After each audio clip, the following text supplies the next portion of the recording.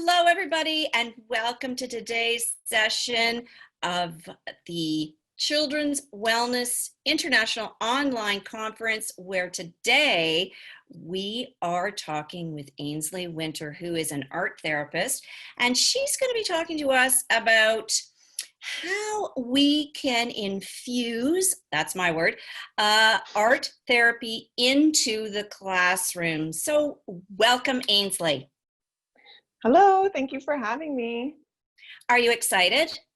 I'm very excited. Thank you so much. This is something I'm very passionate about. And not only do I have a background in art therapy, but I also work for Arts Can Teach, which really focuses on arts education as well.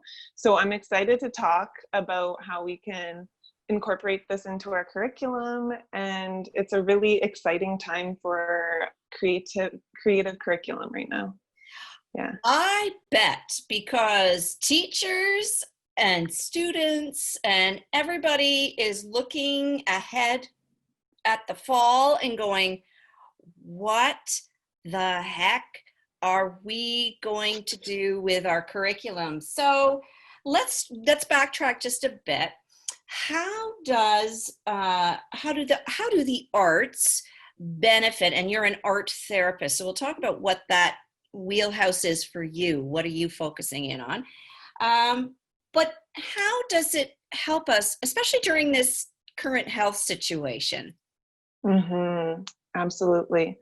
So right now, the arts can be a benefit to both education and our mental health and wellness.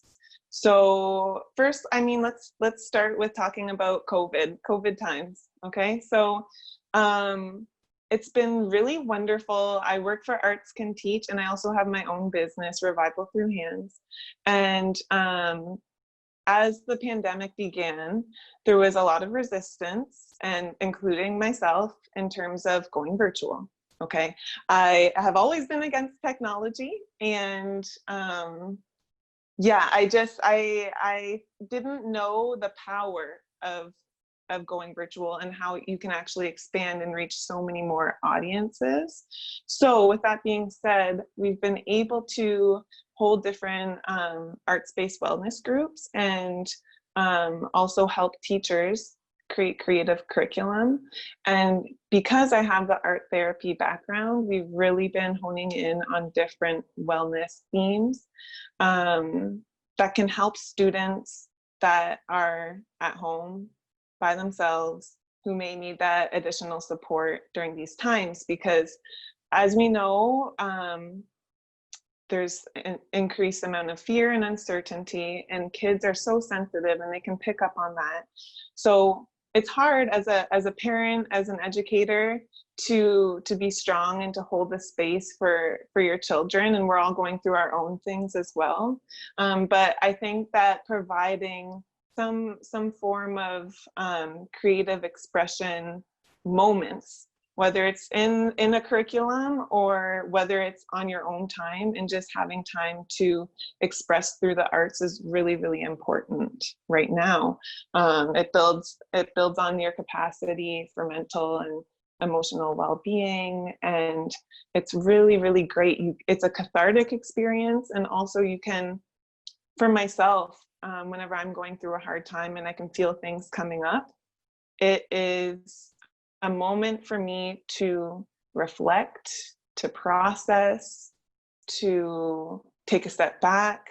Oftentimes I find that during the art making process, I've been trained as an art therapist to really focus on process-based art. So it's not necessarily focusing on the final product and what that's going to look like. I'm someone who totally embraces ugly art, if you want to call it ugly art. It's the best thing ever, because that's life. There's ugly times during our life, and so it's embracing all aspects and letting it just be more of taking the energy that's within you, that you're holding within your body, and externalizing it onto a piece of paper, or into spoken word, or through drumming, or whatever your art form may be.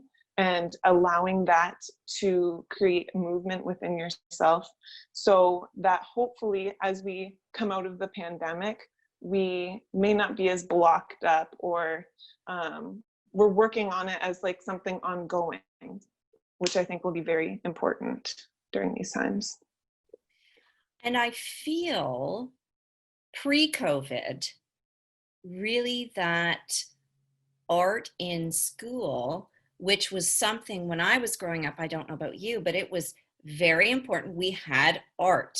It was mandatory that we did art. It was mandatory that we did music. But as budget cuts have happened at the later and later grades, those opportunities are limited. I see a lot of art-based things, activities happening more in the preschool to the the primary years. But beyond that, I see that it's getting smaller and smaller and smaller. And you're correct. It's an outlet for all of us to be doing something like this. So, one of the questions I asked, we have another art therapist on here who focused more on family and what was going on in family. How do you define, you mentioned a whole bunch of things. You mentioned drumming, you mentioned ugly art, you mentioned, music. How do you define arts in what you are delivering? That's a great question. So for me, in terms of the clientele that I've worked with in the different populations, which majority have been youth, children, really high risk youth, newcomers. So what art would be defined to me would be connecting to whatever it is that feels creative to you. So it's less about art. It seems like more of a product, but I'm thinking of more of an energy. It's that creative energy. So even if you're more of like a logical thinker, we can still use creativity to create new solutions for a problem at hand. Or, so that is the power of creativity. And you mention education, and how the arts is something that is easily cut nowadays, which is so unfortunate. And I think that we are going to be shifting, because as research is coming out and we're getting more information, and as we develop as a society, there's been a conversation happening about hard skills and soft skills. And for so long we had been focusing on our hard skills, which some people would align with the sciences and the maths, and having greater importance and focusing on those hard skills. And people don't even like to be calling the soft skills because they're not soft skills. They are just as important as those other skills. But what we're finding now is those hard skills are, with the development of technology and artificial intelligence, are being automated. So now more than ever, having that sense of creativity is something that can't be replaced. Your creativity, your innovation, your ability to be a leader, your ability to connect and develop relationships with others, that is becoming of higher priority. And we are going to have to shift our perspectives a bit and understand and really honor the importance of cultivating this within our children and within our society and within our school system, because that, I think, is where we're headed now.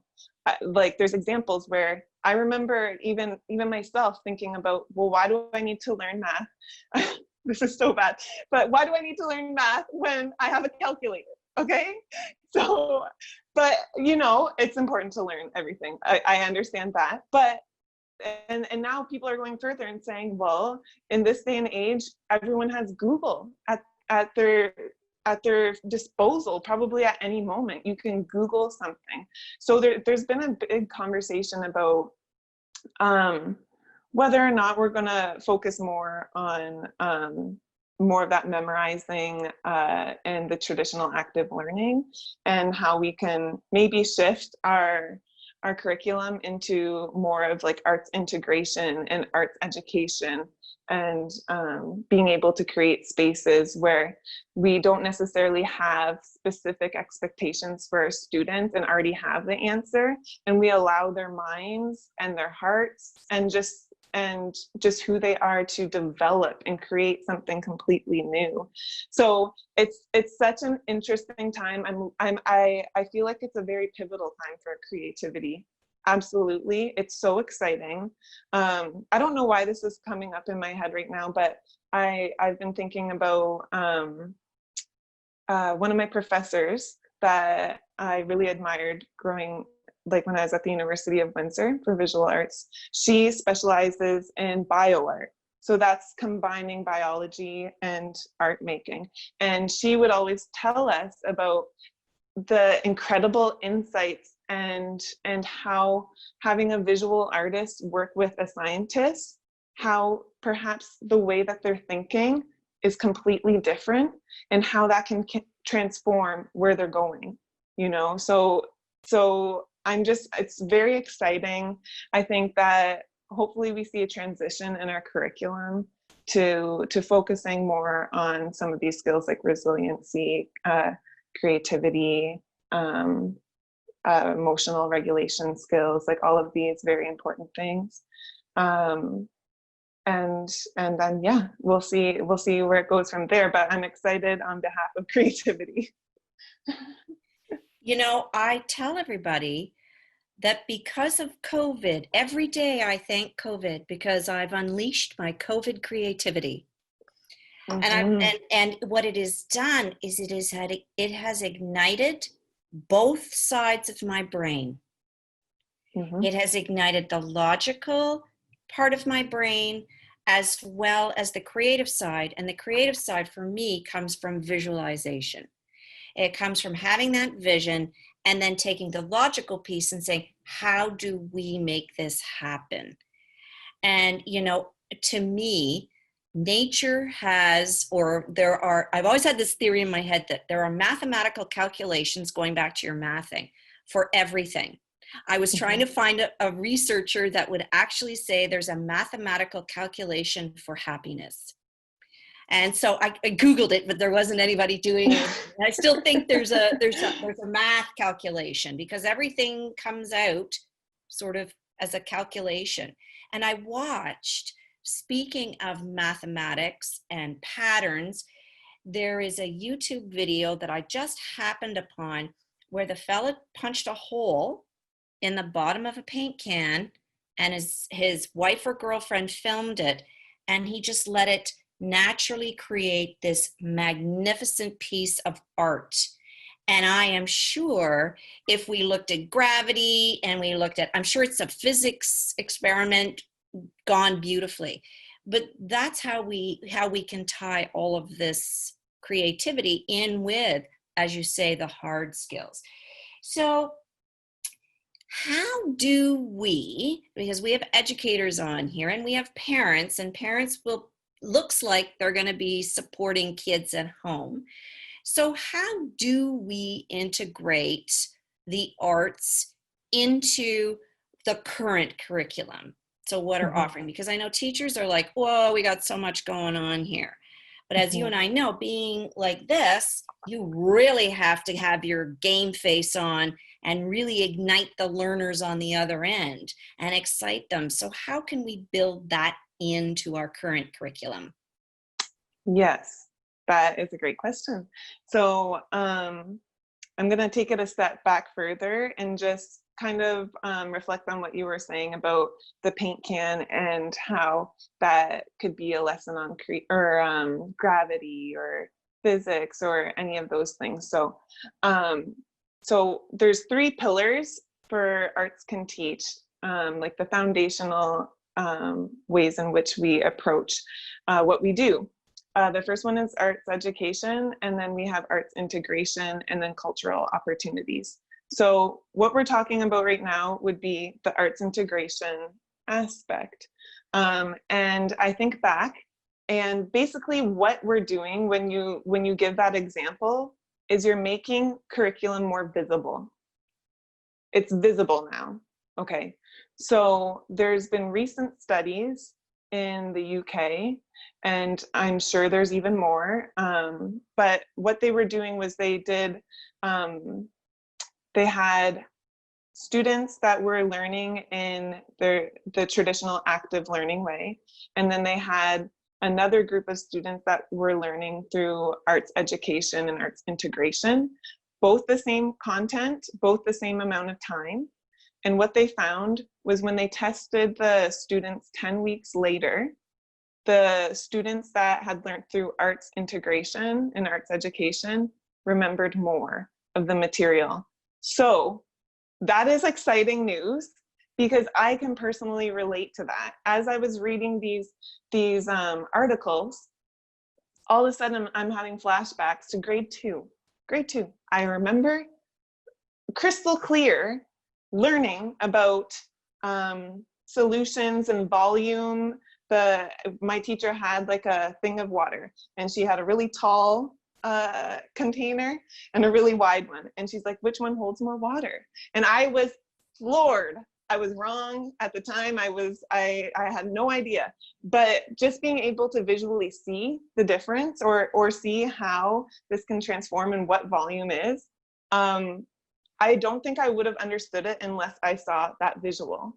And so then I continued to think about it, and I was like, oh, in this grade we built the castle. In this grade, we sang a song about a meteorologist that I still know every single word to.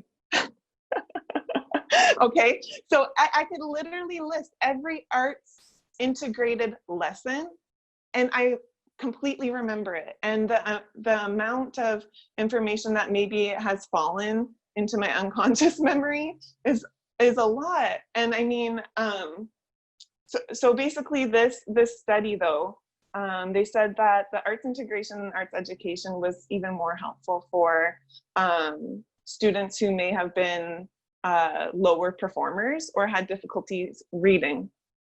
So I think that it's important to emphasize that we're not here to completely replace the current system. We're not here to replace active learning. I think it's more about just gaining an awareness on how we can maybe better balance our approach and how we teach. And there's so many different ways in which you can do that. And one of them would be to reach out to Arts Can Teach, because right now we're based in Windsor and we work with the school board here. However, we are open to collaborating and working with any school board at all. So what would happen here is you have professional artists come in and they work with the teacher. It's a collaborative effort. And it could be based on any topic at all. And whether it's science, math, language, visual arts, and also we focus on character strengths as well, which are really important, like compassion, empathy, respect, all these things that are very important. We'll also we'll put into our lesson plans as well. So the goal there is that we learn from one another, but the teacher is able to learn perhaps how we can create this content in a more creative way, and they can use it in the future. And so we've had great experiences within the school system, and in terms of moving forward now, given our unique circumstances, we're a dynamic team, and we're able, the wonderful part about creativity is your ability to be flexible and to move with whatever is needed. So if at one point we're able to go back into the school system, that's great. We already know how that model works. So, and then moving forward now, it might be providing, right now we have some videos that teachers can use as a resource, which would be very helpful. And then perhaps also moving into different forms, like using a live, like Zoom call to really, because I think it's really important to connect with the students and the children as well, and make them feel validated and seen and heard and all of those things. So, so yeah, that would be a great place to start. I have an example here if you wanted to see one of our, okay, yeah, sure. So I worked with another visual artist, April Morse, and we thought it was really important that to offer this resource for students. And we were focusing on our inner critic and our inner champion and the importance of just learning about that as a child, because so often we grow up and we don't realize that we have had these little voices within our head telling us we can't do things until we've moved all the way through our childhood, we've moved into adulthood, and now we're dealing with it. So why not start young? Why not begin this awareness process and teach children about our inner critic and how we can better nurture that, or how, and normalize the fact that everyone has this, everyone's looks different, and really just like enter into those spaces as well. So so what we did, it was a 2-part series, and so I'll show you the inner critic that I made. So this is the inner critic, and he says, don't inconvenience others. Hey, are you really going to make these people wait? Don't be a bother. What about their feelings? They didn't mean any harm. You should just give them what they want. So this is a voice that came up into my head one day, and I had to think, well, if I were to give this voice color, if I were to give this voice a shape, if I were to think about the size of this voice, would it be massive or would it be small? Would it whisper in my ear, sneaky? You know, so we really wanted everyone to, you know, create a character. So you can really visualize when this voice creeps up and how we can begin to work with that voice. Okay, so we worked with duality, and so we were also doing our inner champion, which looked like this for me. And what I began to realize in part 2 is we created a comic book. And so it was a comic strip. And so we talk about all the different ways and elements of designs, and how we can use space, and how you can use color, how you can use all those different traditional art forms, because that arts education is important in building confidence and knowledge and understanding of arts in general. But so basically in this comic, here I am, I'm planting. And then all of a sudden my inner critic begins to sneak up right here. He's hiding behind the tree. And then I'm like, oh no, get out of here. I'm gonna spray you away with my hose. And then that didn't work. So then I was like, you know what? I'm just gonna dance. And I'm just gonna maybe scare you away with my dance moves. And then I was like, okay, that's still not working. So then I was like, you know what? I kind of feel bad for this little inner critic. I'm going to give him some of my flowers from my garden. And he began to develop a heart, and he was kind of confused. And then at the end, I had the space that I needed. And so basically this inner critic for me was not giving myself enough space and letting others come into my space, and me always trying to please others. And what I needed for myself is to be able to love myself, take care of myself. And you can see how it showed up in my last panel. I have all of these stones right here. And if you look at my inner champion, you'll see similarities. So it's interesting, you know, to bring up these different concepts and really work with children, whether it's in an education setting or at your home with your loved ones, and just get these conversations started. And why not use the resources like Arts Can Teach to further help in any way. And they have such a dynamic team. It's not just visual artists, it's drumming, there's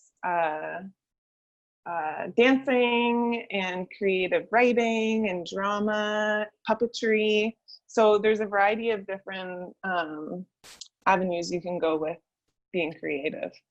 That was so neat to watch, the evolution and how you worked through those really big emotions, because kids, you know, yeah, we got to slam them through the curriculum, but their emotional well-being right now, mind, body, and spirit, their whole child is really struggling. A lot of kids are really struggling. A lot are Mhm. expressing, anxiety or anger or fear or sadness or, loneliness because the systems that were supporting them before have completely gone away. Mhm. And so the future is unclear. So being fully present with those emotions are critical to Mhm. building, resiliency in children. So you mentioned something about diversity, and we not only are we dealing with a pandemic, we're also dealing with blowing up the systems and things that are happening within cultures. So how do you bring in the cultural aspect into the work that you do with students and teachers?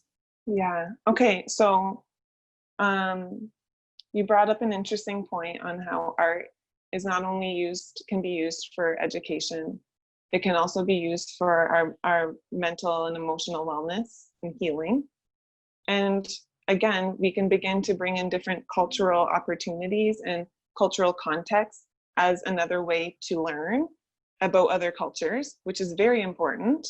Um, and also, by doing so, it creates a more inclusive atmosphere and environment for anyone, and to really embrace our diversity by learning about where certain things come from. So art making does not, it's literally within every culture, and it goes back so many years, so it literally can connect everyone, because everyone has some form of connection to art, no matter where they come from. You can connect with art no matter what language you speak.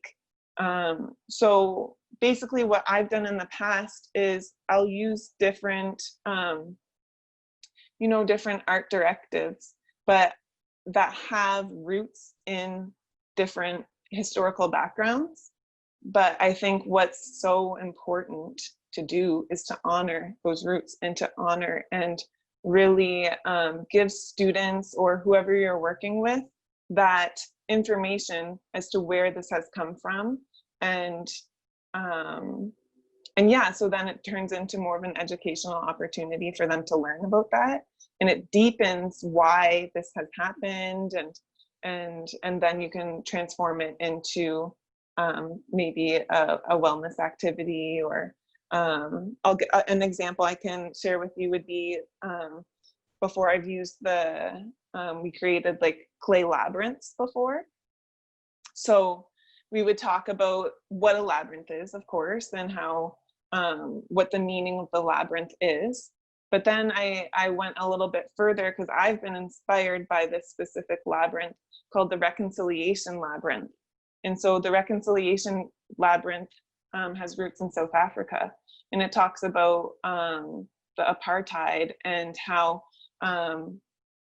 different races were segregated at different parts um, in time. And so I would love to explain to students and to children just about the history of where this has come from, and think about how much more meaningful that is to them now that they know the history. And there's other times where I've done prayer flags, so Tibetan prayer flags, and the meaning behind where that has come from. And I've before heard feedback in terms of, well, you can't use the word prayer, and based on certain systems, I know that there's restrictions, but I also challenge the systems in terms of, okay, how can this be an educational opportunity for us to learn perhaps where this has come from, or how they've used this, and the deeper meaning in terms of just decorating a flag. So there's always that opportunity to go deeper and to really honor where things have come from, and making sure also that it's not an opportunity to culturally appropriate, but making sure the right people are facilitating and really just bringing honor and respect to where it comes from. It's been such a wonderful, wonderful experience. You know, you are one lucky duck. I just have to say that you get to do sort of my fantasy would be, doing all these. Well, I do that, but my fundamentals are meditation but, that play and the puppetry that I use and all the toys that I use and my hats, it's always right there on my accoutrement. We're just about out of time, if you can believe it. I wanted to know if you could share with us how teachers need to support themselves first and foremost. How do these educators need to support themselves using art therapy? I think that's because then they can model to the children. So your last minute, what words of advice would you give to teachers about their self-care? Oh my goodness, it's always so important to take care of yourself before you take others. Let's just start there. But I would invite teachers to really create a space that feels good for them, a space where they can express what they're going through and feel supported in these very challenging times. There was a quote that I always come back to, but I can never say it perfectly. But it's a Desmond Tutu quote, and basically what he says is, you may not be the best one, but you may be the one who is needed or the one who is there. So I think that it's also really important to just acknowledge that we're doing our best, that there's a reason that you are teaching the students that you are teaching, just really taking care of yourself and exploring, this actually might be a great time for feedback in terms of getting teachers feedback on what they could use to enhance their self-care practice. And I'm more than positive Arts Can Teach could put something out there for teachers and self-care right now. Well, thank you for joining me today. I'm going to look for that Desmond Tutu quote. Like, I have some, as I call it, OM work, because, it's meditation. And I'm also going to look at this Reconciliation Labyrinth, because I am a labyrinth freak. Like, I love them. And my goal is to go and visit them all around the world. So thank you for that inspiration. And thank you for joining us today. And thank you for participating in the Children's Wellness International Online Conference. Thank you so much for having me, Laurel.